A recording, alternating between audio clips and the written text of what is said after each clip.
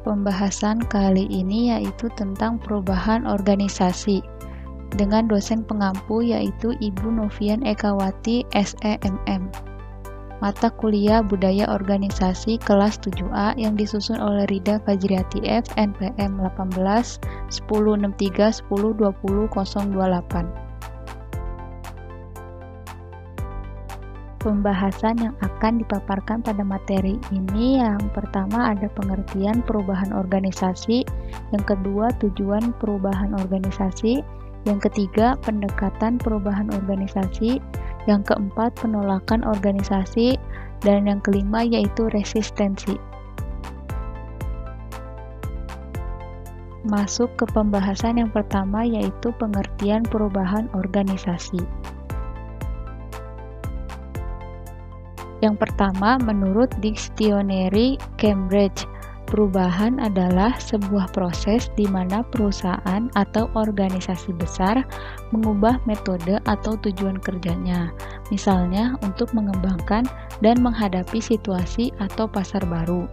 Yang kedua, menurut Winardi pada tahun 2005, perubahan organisasi adalah tindakan beralihnya sesuatu organisasi dari kondisi yang berlaku kini menuju ke kondisi masa yang akan datang, menurut yang diinginkan, guna meningkatkan efektivitasnya. Dan yang ketiga, menurut Anne Maria pada tahun 1998, perubahan organisasi adalah suatu tindakan menyusun kembali komponen-komponen organisasi untuk meningkatkan efisiensi dan efektivitas organisasi. Penulis mengambil kesimpulan bahwa perubahan organisasi adalah peralihan keseluruhan komponen yang ada di dalam perusahaan, baik itu metode, tujuan, peraturan, dan lainnya sebagai upaya peningkatan efisiensi dan efektivitas perusahaan. Pembahasan yang kedua yaitu tujuan perubahan organisasi. Tujuan perubahan organisasi yang pertama adalah meningkatkan kemampuan organisasi. Yang kedua, meningkatkan peranan organisasi. Yang ketiga, melakukan penyesuaian secara internal dan eksternal. Yang keempat, meningkatkan daya tahan organisasi.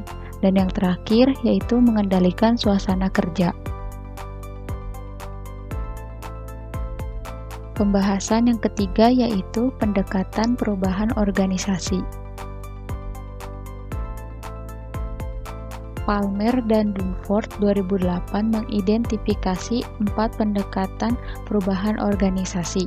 Yang pertama, perubahan organisasi ditandai dengan adanya dominan mindset yang seharusnya diganti dengan mindset baru yang diusulkan. Misalnya, pandangan terhadap fokus pada teknologi digeser menjadi perspektif desain sistem. Yang kedua, perubahan organisasi terjadi ketika uncritical pro-change bias mendominasi resistensi untuk berubah. Asumsinya, perubahan dapat seharusnya dan harus dimanage serta tidak perlu memperhatikan konsekuensi sosial atas program-program perubahan pada tingkat yang lebih luas. Yang ketiga, perubahan organisasi seharusnya dikaitkan dengan konteks waktu, di mana proses sejarah serta hubungan antara proses perubahan dan kinerja. Yang keempat, perubahan organisasi diidentifikasi berdasarkan asumsi epistemologi dan ontologinya. Organisasi dipandang sebagai things dan proses, fokus pada struktural dari entitas, organisasi atau proses mengorganisasi. Pembahasan yang keempat yaitu penolakan organisasi. Surjogoritmo ER 2004 mengidentifikasi beberapa penyebab adanya penolakan terhadap perubahan, di antaranya yang pertama, tidak ada pemahaman akan kebutuhan untuk berubah. Yang kedua, tidak kondusifnya lingkungan perubahan. Yang ketiga, perubahan yang dilakukan bertentangan dengan nilai dasar organisasi. Yang keempat, kesalahan memahami perubahan dan implikasi-implikasinya. Yang kelima, ada pemahaman bahwa perubahan yang akan dilakukan bukan pilihan yang terbaik bagi organisasi. Yang keenam, tidak ada keyakinan bagi orang-orang yang mengajukan rencana perubahan. Yang ketujuh, ada ketidakadilan dalam menjalankan proses perubahan. Bentuk dari penolakan atas perubahan tidak selalu tampak secara langsung dalam bentuk yang standar. Penolakan bisa dengan jelas terlihat atau bisa juga tersirat. Pembahasan yang kelima yaitu resistensi. Apa itu resistensi? Resistensi perubahan merupakan suatu kontinum dari penerimaan perubahan secara antusias sampai dengan tingkat penolakan dengan melakukan sabotase. Tingkat resistensi yang pertama ada acceptance. Kesediaan menerima perubahan ditunjukkan oleh sikap antusias kesediaan bekerja sama, kerjasama di bawah tekanan, manajemen, atau kesediaan menerima perubahan. Yang kedua ada indifference. Sikap tidak acuh ditunjukkan oleh sikap apatis, hilangnya minat bekerja dan hanya jika diperintah, serta merosotnya perilaku karyawan. Yang ketiga ada passive resistance, ditunjukkan oleh adanya sikap tidak mau belajar, melakukan protes, dan melakukan kegiatan sedikit mungkin. Dan yang keempat ada active resistance, ditunjukkan dengan cara bekerja lambat, memperpanjang waktu istirahat kerja, meninggalkan pekerjaan, melakukan kesalahan, mengganggu, atau sabotase. Resistensi individu. Yang pertama, ketidaknyamanan ekonomis. Bagi orang-orang dengan kinerja rendah, perubahan dapat menyebabkan ketidakpastian dan berdampak negatif pada kelangsungan masa depannya. Yang kedua, ketakutan atas hal yang tidak diketahui.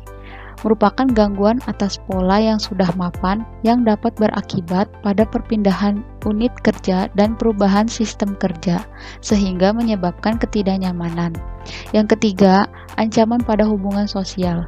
Perubahan organisasi dapat mengancam integritas persahabatan kelompok dan merusak tatanan hubungan sosial yang diharapkan.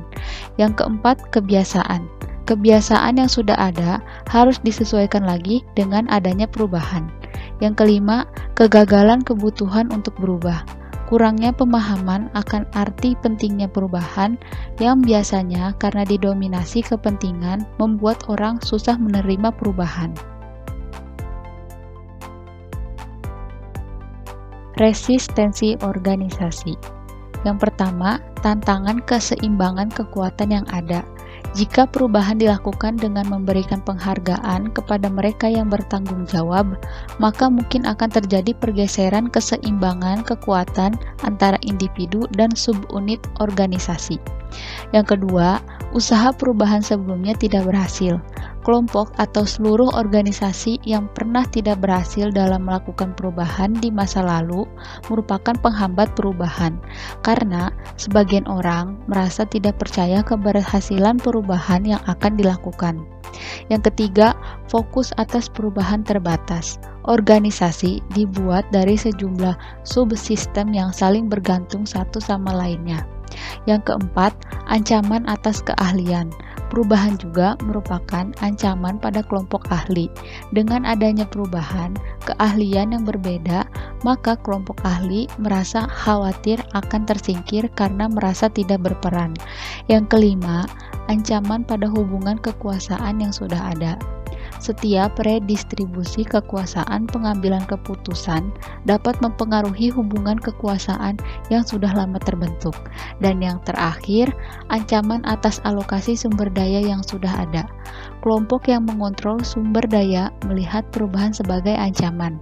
Perubahan dikhawatirkan mempengaruhi alokasi sumber daya di masa mendatang yang merugikan, sehingga menimbulkan resistensi organisasi.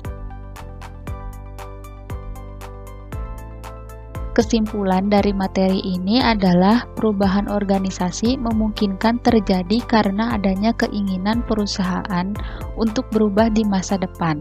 Namun penolakan tidak dapat dihindari dari kebiasaan dari organisasi ataupun individu karyawannya. Perlu adanya pendekatan untuk dapat menyatukan misi dalam mewujudkan tujuan perusahaan.